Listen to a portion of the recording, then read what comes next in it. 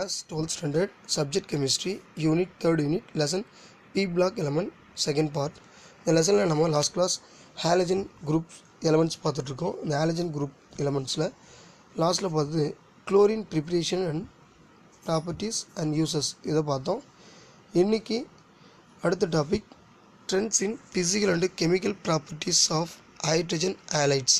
பொதுவாக ஹைட்ரஜன் ஹேலைட்ஸ்னு என்னன்னு தெரிஞ்சுக்கணும். ஹேலைட்ன்றது ஏற்கனவே சொன்ன மாதிரி ஃப்ளூரின், குளோரின், புரோமின், அயோடின் இவைகளில் ஏதாவது ஒன்று ஜென்ரலாக சொல்கிறது ஹேலைடு. இது நம்ம சிம்பிளில் எக்ஸ் என்ற சிம்பிளும் நம்மலாம் ஆட் பண்ணி காட்டலாம். ஸோ எக்ஸ்ன்னு போட்டால் ஹேலஜனில் ஏதோ ஒரு ஹேலஜன் என்ன பண்ணுவோம் இண்டிகேட் பண்ணோம். ஹைட்ரஜனும் இதோடு சேர்ந்தது அது பேர் ஹைட்ரஜன் ஹேலைட்ஸ் அப்படின்னு சொல்லுவோம். நமக்கு புரிய வேண்டியது என்னென்னா ஹேலஜன்ன்றது என்ன, ஹேலைடுன்றது என்ன, இது நமக்கு புரியணும். பொதுவாக ஹேலஜன் அப்படின்னா X2 அப்படின்னு எழுதணும். ஏன்னா Cl2, F2, I2, Br2ன்னு சொல்லிட்டு இது வந்து மாலிகுலாக இருக்கும் பட்சத்தில் இது வந்து ஹேலஜன் அப்படின்னு சொல்கிறோம். அதுவே அயானாக மாறினா, அதுவும் நெகட்டிவ் அயானாக மாறினா ஹேலைட்ஸ். ஸோ இப்போது ஹேலைட்ஸில் நம்ம சொல்கிறோம் இல்லையா, chlorine chloride, fluorine fluoride, bromine bromide, iodine iodide. So இந்த அயோடைடுனா ஹேலைடு, அதே அயோடின்னா அது ஹேலஜன். ஸோ ஞாபகம் வச்சுங்க, ஹேலைடுன்றது நெகட்டிவ் அயான் உள்ள ஹேலஜன் குரூப்பை சொல்கிறதா ஹேலைட்ஸ். இதோட ஹெச் சேர்ந்தால் ப்ளஸ் இல்லையா, ஸோ அப்போது ஹெச்எக்ஸ் இதான் வந்து ஜென்ரல். ஹெச்எக்ஸ்ன்றது ஜென்ரலாக என்ன சொல்லுவாங்க, ஹைட்ரஜன் ஹேலைட்ஸ் அப்படின்னு சொல்கிறோம். நெக்ஸ்ட்டு இதில் ப்ரிப்ரேஷன் கொடுத்துருக்காங்க. பொதுவாக இந்த ஹைட்ரஜன் ஹேலைட்ஸை எப்படி தயாரிக்கலாம் அப்படின்னா, so direct combination method use பண்ணுறாங்க. அப்படி பார்க்கும்போது ஹைட்ரஜன் குளோரைட் இந்த மெத்தடில் ஈஸியாக தயாரிக்கலாம். இதுக்கு நம்ம என்ன பண்ணோம்னா ஹைட்ரஜன் அதே போல் என்ன பண்ணோம் ஃப்ளூரினோட சேர்ந்து தயாரிக்கிற வினை பார்த்தீங்கன்னா, அதாவது கான்சன்ட்ரேஷன் ஆஃப் சல்பூரிக் ஆசிட் தான் பயன்படுத்துகிறோம் டிஸ்பிளேஸ்மெண்ட் ரியாக்ஷனில். ஆனால் ஹைட்ரஜன் ஃப்ளூரைடு ஓரளவுக்கு வைலண்ட்னா தீவிரமாக ரியாக்ட் பண்ணக்கூடியது. இது முக்கியமானது, ஞாபகம் வச்சுங்க. ஸோ HCl நார்மலாக இருக்கும், ஆனால் HF உருவாகிறது ரொம்ப வைலண்ட்லியாக அந்த ரியாக்ஷன் அமைஞ்சிருக்கும். வைலண்ட்னா தீவிரமாக ஒரு, அதாவது வெடிக்கிற மாதிரியும் பொரிக்கிற மாதிரியும், ஸோ அந்த மாதிரியான சமயத்தில் அது நிகழும். அடுத்து bromine, hydrogen to bromine, iodine இதெல்லாம் பார்த்திங்கன்னா அவ்வளோவா ஒன்றும் ரியாக்ஷனில் ஆபத்து இல்லை. ஆனால் இவை ரிவர்சிபிள் நடக்கும்போது மறுபடியும் பியூர் ஃபார்ம் உருவாகாது, கொஞ்சம் கலந்து தான் உருவாகும்.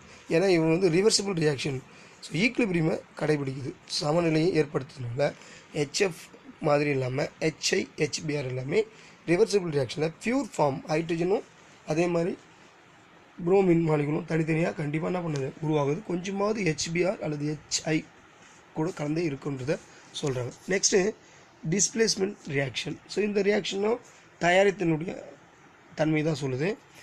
அதன்படி பார்த்திங்கன்னா இந்த நம்ம பார்த்திங்கன்னா சல்பூரிக் கேஸில் H2SO4 சொல்லுவோம் இல்லையா, அந்த H2SO4 இருக்கிற ஹைட்ரஜனை அப்சர்வ் பண்ணி இந்த குளோரைடு அயான்ஸ் என்ன பண்ணுது HCl உருவாகும். மேலும் சல்பூரிக் ஆசிட் போல் சல்பேட் கொண்ட சில என்ன பண்ணும் சேர்மங்கள், ஹைட்ரஜன் சல்பேட் கொண்ட சேர்மங்கள் இருக்கும்.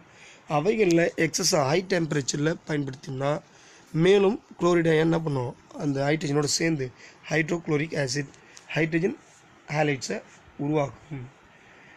அதே போல் displacement part of hydrogen fluoride பொறுத்த வரைக்கும் என்னென்னா, அதுவும் வந்து டைரெக்டாக உருவாகும். அயானிக் ஃப்ளூரைடு வந்து ஹைட்ரஜனை அப்சர்வ் பண்ணி.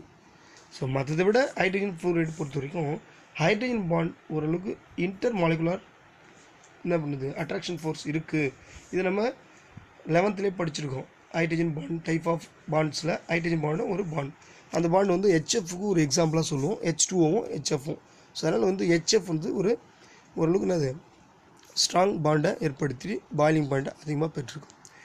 Hydrogen bromide and hydrogen iodide பார்த்திங்கன்னா இவை HBr HR உருவாகிறதுக்கு பதிலாக ஆக்சிடைஸ் ஆகிட்டு கான்சன்ட்ரேட் சல்பூரிக் ஆசிடோடு சேர்ந்து அதுக்கப்புறம் என்ன பண்ணுறோம் சம் மெத்தட் யூஸ்ஃபுல் மெத்தடை பயன்படுத்தி உருவாக்குறோம். இது ஞாபகம் வச்சுங்க. டிஸ்பிளேஸ்மெண்ட் ரியாக்ஷனில் முக்கியமாக குளோரைடு அயானும் அதே மாதிரி என்ன பண்ணுது ஃப்ளூரைடு அயானும் ஈடுபாடு செய்கிறது.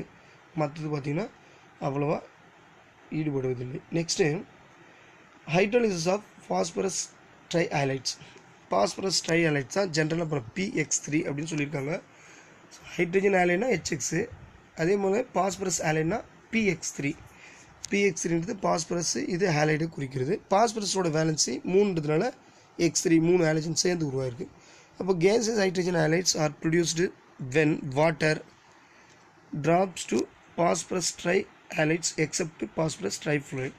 பொதுவாக பாஸ்பரஸ் ட்ரை ஹாலைடு தயாரிக்கலாம் வாட்டர் ஆட் பண்ணி. வாட்டர் ஆட் பண்ணும்போது என்ன ஆகுதுன்னா H, அதாவது வாட்டரில் இருக்கிற ஹெச்சும் பாஸ்பரஸில் ஹாலஜன் சேர்ந்து HX நம்ம எதிர்பார்க்குற ஹைட்ரஜன் ஹாலைட் கிடைக்குது. ஸோ பை ப்ராடக்டாக பாஸ்பரஸ் ஆசிட் உருவாகுது. அது எது தவிரனா எக்ஸப்ட் ட்ரைஃப்ளூரைடு தவிர. ஏன்னா ஃப்ளூரைடு வந்து வாட்டரோட ரொம்ப தீவிரமாக ரியாக்ட் ஆகிட்டு ஸோ HX தரத்துக்கு பதிலாக வேறு ஒரு பை ப்ராடக்ட் தரும். அதனால் அந்த வழி இல்லாமல் மற்ற இருக்கு இல்லையா, என்னென்ன phosphorus tri chloride, phosphorus tri bromide, phosphorus tri iodide, இது எல்லாமே நமக்கு ஹைட்ரோ ஹாலைடு தரக்கூடிய வாய்ப்பு இருக்குது. Hydrogen bromide may be obtained by adding bromine dropwise to a paste of red phosphorus and water, while hydrogen iodide is conveniently produced by adding water dropwise to mixture of red phosphorus and iodine. பொதுவாகவே hydrogen bromide maybe அப்டைன்னு சொல்லியிருக்காங்க. அதாவது bromine நம்ம drop வைஸாக add பண்ணோம்னா, so அதாவது paste ஆக்கப்பட்ட red phosphorus மீது பண்ணும்போது என்ன பண்ணணும், நமக்கு ஹைட்ரஜன் அதாவது ஹாலைடு வந்து வாட்டரோட ஆட் ஆகி தரும்ன்றது நம்ம கான்செப்டாக சொல்லியிருக்காங்க. அதை கீழே ரியாக்ஷன் கொடுத்துருக்காங்க. Phosphorus with halogen, phosphorus trihalide, இது நம்ம வாட்டரோட ஆட் பண்ணும்போது phosphorus acid with HX. So bromine or iodine முக்கியமாக சொல்லியிருக்காங்க. ஃப்ளூரின் இந்த வகையில் பயன்படுத்த முடியாது. இது கண்டிப்பாக 1 மார்க்கில் கேட்கலாம். ஏன்னா எக்ஸப்ட் ஃப்ளூரின்றதை நம்ம தெரிஞ்சுக்கிட்டோன்றதை நம்ம செக் பண்ணுவாங்க. Any halogen vapours which escapes the hydrogen halides removed passing gases through the column of moisture red phosphorus. So red phosphorus பயன்படுத்தும் போது ஸோ தேவையில்லாத அந்த வேப்பர்ஸ்லாம் இருக்கு இல்லையா, ஹாலஜன் வேப்பர்ஸ், அதெல்லாம் என்ன பண்ணோம், ரிமூவ் பண்ணிட்டோம். அடுத்து ஃப்ரம் கோவலன் ஹைட்ரைட்ஸ். கோவலன் ஹைட்ரைட்ஸ்னால் ஹைட்ரஜனோட கோவலன் பாண்ட் உள்ள சில சேர்மங்களோடு சேர்ந்த கோவலன் ஹைட்ரேட்னு சொல்லுவோம். அதை பற்றி ஹைட்ரஜன் சல்ஃபைடு கேஸ் நம்ம ஹாலஜனோட பாஸ் பண்ணும்போது ஹைட்ரஜன் ஹாலஜன் உருவாகி சல்ஃபர் நமக்கு என்ன பண்ணோம், சல்ஃபைடு வடிவத்தில் கிடைக்கும். சல்ஃபர் தனியாக ரிமூவ் ஆகிடும். Hydrogen chloride obtained by product reaction between hydrocarbon of halogen. இதே போலவே கார்பனும் சேர்த்து என்ன பண்ணலாம், நம்ம ஹைட்ரோ கார்பனும் உருவாக்க முடியும். இதுலேருந்து நம்ம ஹாலஜனை தயாரிக்க முடியும் அப்படின்னு சொல்லியிருக்காங்க. Next general properties. பொதுவாக இந்த ஹைட்ரோ ஹாலைடுன்னு சொன்னோம் இல்லையா, அதுதான் சொல்லியிருக்காங்க. ஹாலஜனில் இருக்கிற ஃப்ளோரின், குளோரின், புரோமின் இதெல்லாம் கொடுத்துருக்காங்க. இதனுடைய பாண்ட் டிசோஷன் என்தால்பின்னு சொல்லுவாங்க. அதாவது பிளக்கும் ஆற்றல். ஹைட்ரஜனையும் ஃப்ளோரினையும் நம்ம என்ன பண்ணுறோம், அதை டிசோஷன் ஆகணும்னா 562 கிலோ ஜூல் அளவுக்கு என்ன பண்ணணும், நம்ம எனர்ஜி கொடுக்கணும். அப்போது அதனுடைய பாண்ட் வந்து ரொம்ப ஸ்ட்ராங்காக இருக்குது. ஸோ அதனால் இது என்ன பண்ணலாம், அயானிக் கேரக்டர்ஸ்னு கூட சொல்லலாம். அப்போ அயானிக் கேரக்டர்ஸ் குறைய கண்டிப்பாக பாண்டுடைய டிசோஷன் எனர்ஜி குறைஞ்சிக்கிட்டே வருது. ஸோ பாண்ட் டிசோஷன் எனர்ஜி குறையுதுன்னா ஈஸியாக உடைக்கலாம்னு அர்த்தத்தை இங்கே காட்டுது. In line with the decreasing bond dissociation enthalpy, the thermal stability of hydrogen halides decreases from fluoride to iodide. For example, hydrogen iodide decomposes at 400 Celsius, while hydrogen fluoride and hydrogen chloride are stable at this temperature.